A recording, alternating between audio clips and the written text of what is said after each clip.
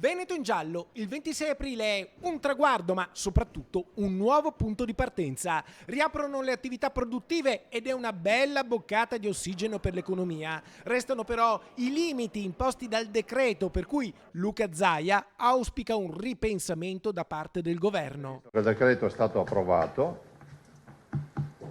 insomma, la speranza è l'ultima a morire, spero che sia oggetto di un tagliando. È ragionevole rivedere i dati epidemiologici da qui ai prossimi giorni e pensare magari con maggio si apre un nuovo scenario.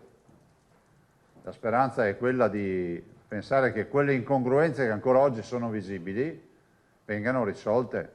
Si scalda il tema del coprifuoco delle 10 di sera, un limite che blocca le serate nei locali e quindi rischia di avere ripercussioni pesanti sui turisti, che potrebbero scegliere di andare in altre località che non impongono restrizioni agli orari. Anche qui abbiamo preso atto che il coprifuoco non è un problema dettato dai sanitari. Ci è stato detto che non è una questione politica. Allora, se è un problema politico non è un problema, perché non ha nessun senso chiudere le persone in casa se il problema non è di natura sanitaria.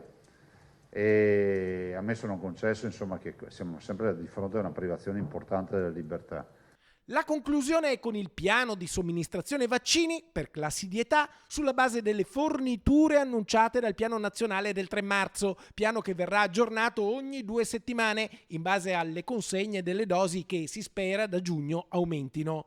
Le previsioni ad oggi ipotizzano che dal 3 maggio al 6 giugno venga vaccinata la fascia 60-69 anni, dal 31 maggio all'11 luglio via libera ai 50-59 anni, dal 5 luglio all'8 agosto tocca ai 40-49 anni, 30-39 anni dal 2 agosto al 5 settembre, 20-29 anni dal 30 agosto al 3 ottobre, 16-19 anni dal 27 settembre al 17 ottobre. Prima dell'estate riusciamo a vaccinare veramente la gran parte della popolazione, soprattutto quella più a rischio.